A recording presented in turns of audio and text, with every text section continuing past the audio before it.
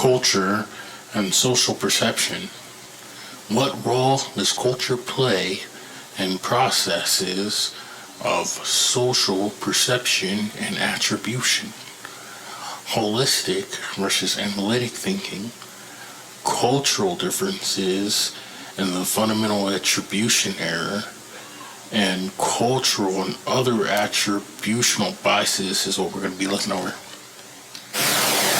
Culture and the channels of nonverbal communication. For decades, Paul Ekman and his colleagues have studied the influence of cultures on the facial display of emotions. They have concluded that display rules are particular to each culture and dictate what kinds of emotional expressions people are supposed to show. As we saw in our discussion on athletes, spontaneous expressions at the Olympics and Paralympics, the display rules of more individualistic cultures discourage the expression of shame in front of others, while the display rules of more collectivistic cultures allow or even encourage it. Here is another example. American culture norms typically discourage emotional displays in men, such as grief or crying, but allow the facial display of such emotions in women.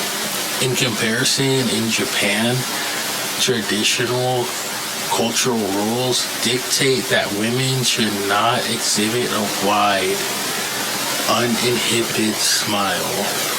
Japanese women will often hide a wide smile behind their hands, whereas Western women are allowed, indeed encouraged, to smile broadly and often. Japanese norms lead people to cover up negative facial expressions with smiles and laughter, and in general, to display fewer facial expressions than are displayed in the West. There are, of course, other channels of nonverbal communication besides facial expressions. These nonverbal cues are strongly shaped by culture. Eye contact and gaze are particularly powerful nonverbal cues. As alluded to above, in American culture, people often become suspicious when a person doesn't look them in the eye while speaking, and they find it disconcerting to speak to someone who's wearing dark sunglasses. However, as you can see in figure 4.1, in other parts of the world, direct eye gaze is considered invasive or disrespectful. Another form of nonverbal communication is how people use personal space. Imagine that you were talking to a person who stands too close to you or too far away. These deviations from normal spacing will affect your impressions of that person. Cultures vary greatly in what is considered normative use of personal space. For example, most Americans like to have a bubble of open space a few feet in radius surrounding them. In comparison, in some other cultures, it is normal for strangers to stand right next to each other to the point of touching. Someone who stands apart may be considered odd or suspicious. Social psychologists are focused more and more on the role of culture in many aspects of social perception. Beyond our discussion of non-verbal communication and emblems above, does the culture in which we grew up influence how we perceive other people and try to make sense of their behavior? Let's look at the evidence. North American and some other Western cultures stress individual autonomy. A person is perceived as independent and self-contained. His or her behavior reflects internal traits, motives, and values.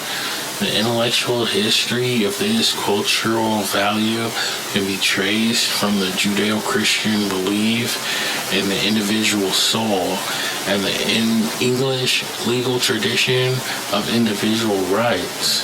In contrast, East Asian cultures, such as those in China, Japan, and Korea, tend to stress group autonomy.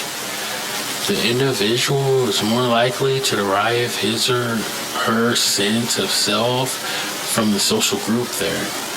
The intellectual history of this belief derives from the Confucian tradition. For example, the community man or social being, as well as from Taoism and Buddhism. New heading: holistic versus analytic thinking. Research has indicated that these different cultural values predict the kind of information that people notice and pay attention to. As we discussed in Chapter 3, the values inherent in individualistic Western cultures cause people, as they grow up, to develop more of an analytic thinking style. This style involves focusing on the properties of objects or people while paying much less attention, if any, to the context or situation that surrounds the object. In contrast, the values of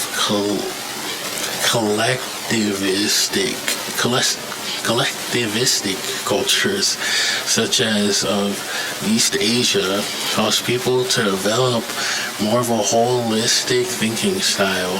Here, people focus on the whole picture, that is, the object or person and the context that surrounds that object, as well as the relationships that exist between them. We don't mean to suggest that these are either or differences, that all people in one culture think one way and all people in another culture think another way. Obviously, a great deal of variability exists within cultures as well, but these generalized differences in thinking styles do predict how we perceive other people. For example, imagine that you were talking to a group of friends. The expression on one's face catches your attention. She's frowning and her mouth is set in a tight line.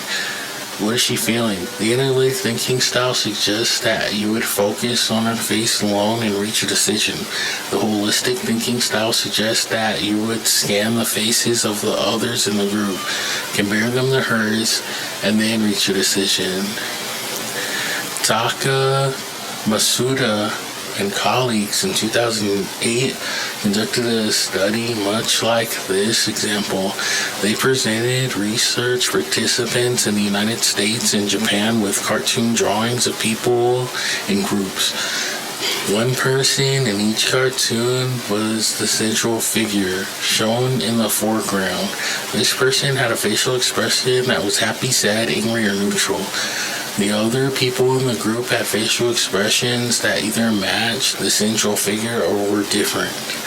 The participants' task was to judge the central person's emotion on a 10-point scale. This researchers found that the facial expressions on the other group members' faces had little effect on Americans' ratings of the central figure. If the central figure was smiling broadly, he received a high rating for happy. It didn't matter what the rest of the group was expressing. In comparison, the facial expressions on the other group member's face had a significant effect on Japanese participants' ratings of the central figure. A broad smile was interpreted as very happy if the group members were also smiling.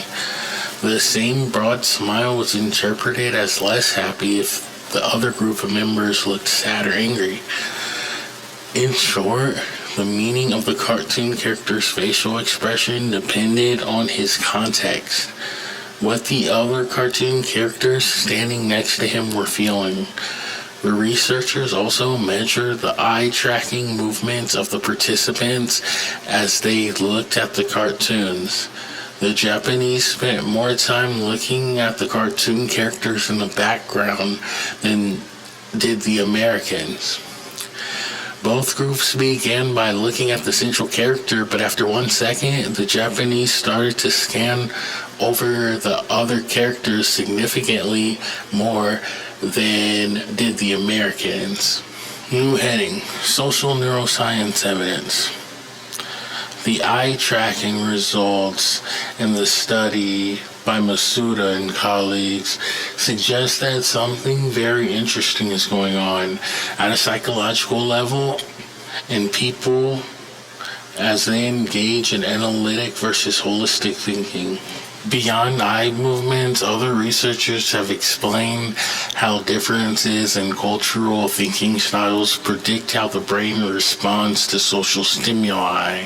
Trey Hedden and colleagues used functional magnetic imaging, fMRIs is what they call, to examine where in the brain cultural experience predicts perceptual processing. Their participants, East Asians and Americans, underwent fMRI brain scans while making judgments about the length of lines inside boxes.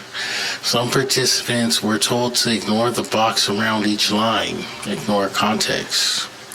And some were told to pay attention to the box around each line, attend to context.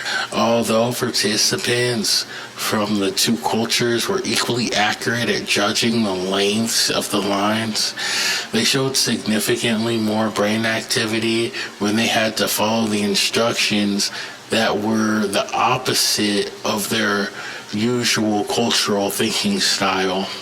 That is, American participants showed greater activation in higher order cortical regions, frontal and parietal areas when told to pay attention to context, while East Asian participants showed greater activity in the same brain regions when told to ignore context. Greater cortical activations means that the participant had to exert more attention, in a sense, had to work harder cognitively when asked to perceive objects in a way that was not typical. Other researchers have used event-related potentials, or ERPs, to measure brain activity among individuals from different cultures.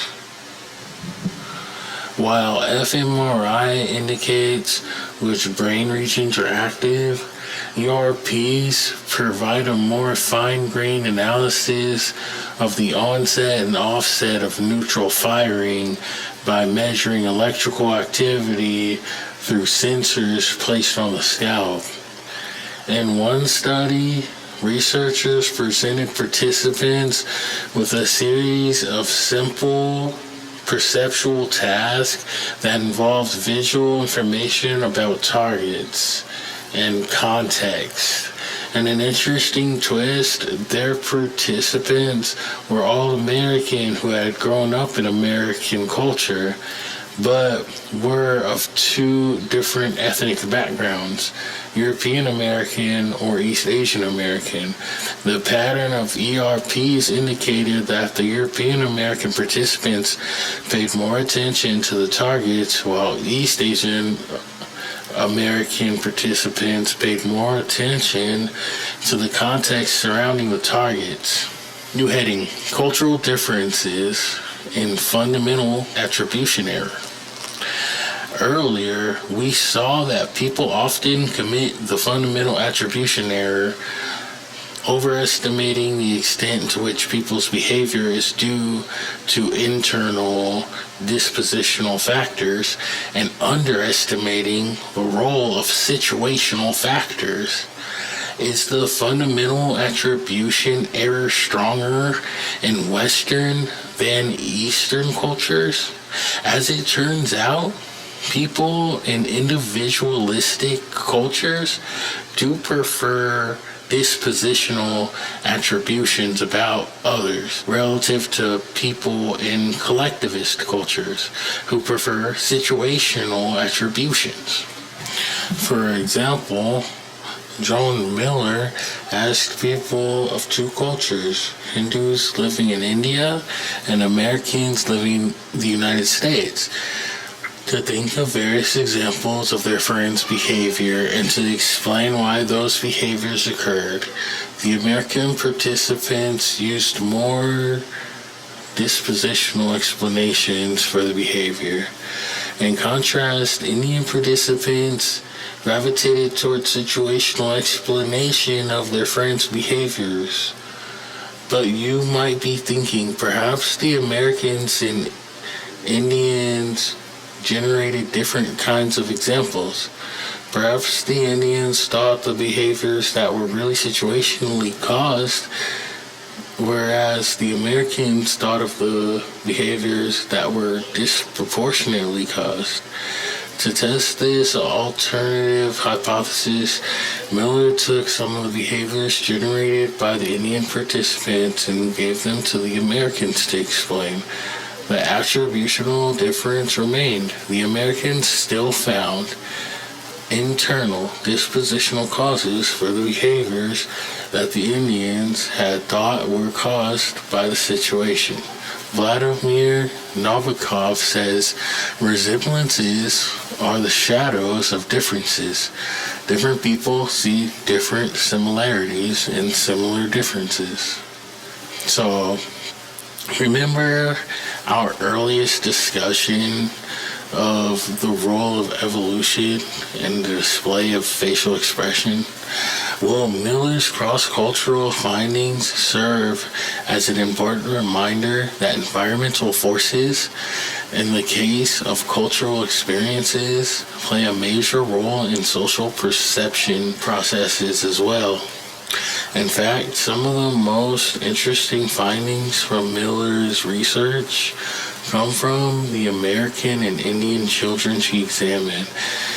In addition to comparing the attributional tendencies of adults from the two cultures, Miller also analyzed the attributions of 8 to 11 and 15-year-olds.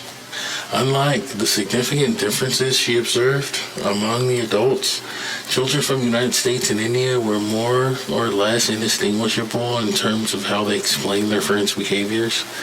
In short, cross-cultural differences in the social perception do not appear to be inborn. Rather, we arrive in this world with a flexibility of thinking style that is molded over time by cultural differences. So, research has shown that when forming attributions, people in collectivistic cultures, such as Japan, are more likely to take situational information into account than are people in individualistic cultures, is pretty much what this is saying. A fascinating look at this flexibility is provided by Ying Hai Yang and colleagues who investigated the fundamental attribution error among Hong Kong's Chinese college students.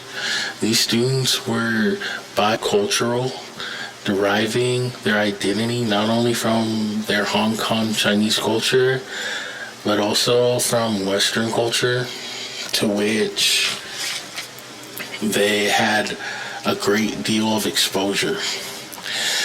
The participants were first shown a series of images and asked brief questions about them. The purpose of the photographs was to activate or prime one aspect of their bicultural identity.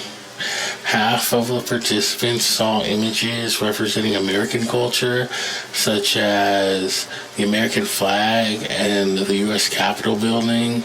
The other half saw Chinese images, such as the Chinese dragon and the Great Wall.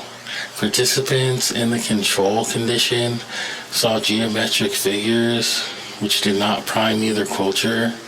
Next, in the supposedly unrelated task, participants were shown a photograph of a fish swimming in front of a school of other fish. They were asked to make an attribution. Why was this fish swimming in front of the others? Their responses were coded for dispositional reasons. The fish is leading the other fish, or the fish is being chased by the other fish. The researchers found that about 30% of the control group made situational attributions about the central fish.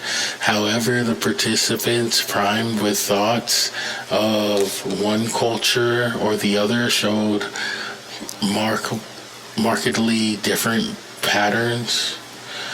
Those primed with Chinese cultural images were more likely to make situational attributions about the fish, while those primed with American culture imagery were less likely to make situational attributions.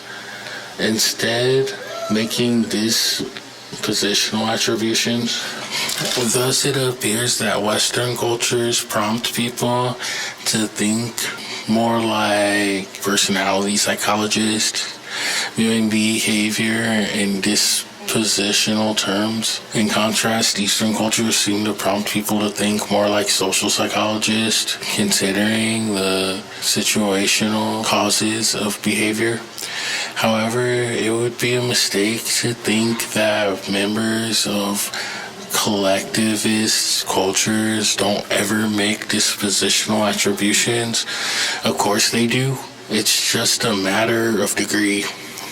Recent research indicates that a tendency to think dispositionally about others is prevalent in many cultures. However, members of collectivistic cultures are more aware of how the situation affects behavior and more likely to take situational effects into account. Thus, the difference is that people in collectivist cultures are more likely to go beyond dispositional explanations and consider information about the situation as well. New heading: Culture and Other Attributional Biases. Continuing to explore the link between culture and attributional biases, social psychologists have examined the self-serving bias and found a strong cultural component to it as well. In a recent meta-analysis of 266 studies conducted all over the world, Amy Mezoulis and her colleagues in 2004 found that self-serving bias is strongest in the United States and some other Western countries, Canada, Australia, and New Zealand.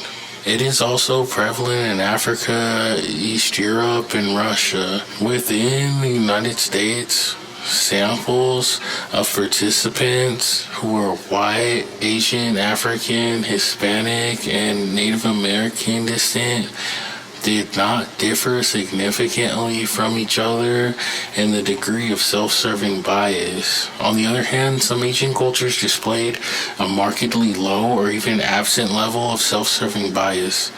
Japan and the Pacific Islands, also India. In many traditional Asian cultures, the values of modesty and harmony with others are highly valued. For example, Chinese students are expected to attribute their success to other people, such as their teachers or parents, or to other aspects of the situation, such as the high quality of the school. Their cultural tradition does not encourage them to attribute success to themselves, as it does in the United States and other Western countries. As you might expect, Chinese research participants took less credit for their successes than U.S. participants did. Instead, Chinese students attributed their successes to aspects of their situation, reflecting the values of their culture. Do individualistic and collectivistic cultures differ in how they explain Olympic gold medal success? Prior research has indicated that cultural products such as advertising, song lyrics, television shows, and art have content that reflects their culture's values. More individualistic content and Western cultures, and more collectivistic content in countries such as Japan, Korea, China, and Mexico. Hazel Marcus and her colleagues found that this applies to television and newspaper sports commentary as well. They quoted Japanese and American media accounts of their country's gold medal winning athletes. They found that the U.S. media described the performance of American gold medalists in terms of their unique abilities and talents. In comparison, Japanese media described the performance of the Japanese gold medalist in much more broader terms, including the individual's ability, but also encompassing his or her past experience of success and failures, and the roles of other people, such as coaches, teammates, and family, in his and her success. Finally, American coverage focused more on positive aspects than negative ones. Strengths, for example, consistent with self-serving attributional style, while Japanese coverage focused more equally on positive and negative aspects of their performance. For example, she was almost at the top, but didn't have a perfect performance, The following two quotes from gold medalists summarize the different ways in which cultural influences how one explains their own behavior. Misty Hyman, an American gold medalist, says, "I think I just stayed focused. It was time to show the world what I could do. I knew I could beat her. Deep down in my heart, I believed it. The doubts kept creeping in, but I just said, no, this is my night." Noako Takahashi, Japanese gold medalist in the women's marathon, said, "Here is the best coach in the world, the best manager in the world, and all of the people who support me. All these things were getting together and became a gold medal. So I think I didn't get it alone, not only by myself." What about failure? Remember that in individualistic cultures, such as the United States, people tend toward the self-serving bias, looking outside of themselves to the situation. To explain failure in collectivistic cultures such as Chinese, the reverse is true. People often attribute failure to internal sources, not external ones. In fact, in some Asian cultures such as Japan and Korea, self-critical attributions are common and important glue that holds groups together. In response to self-criticism, others offer sympathy and compassion, which strengthens the interdependence of the group members. Finally, recall that the belief in a just world is a defensive attribution that helps people maintain their vision of life as safe, orderly, and predictable. Is there a cultural component to this as well? Adrian Fernham argues that in society where most people tend to believe the world is just a place, economic and social inequalities are considered fair. In such societies, people believe that the poor and disadvantaged have less because they deserve less.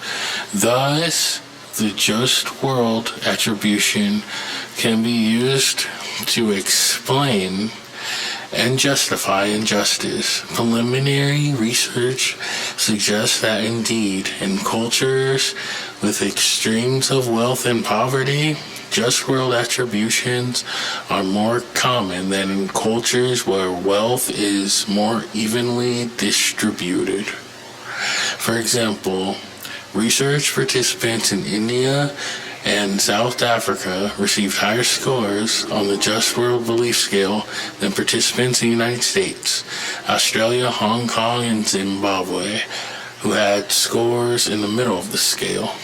That was just a section of Social Psychology by Elliot Ehrenstein, Timothy Wilson, Robin Eckert, and Samuel Somers.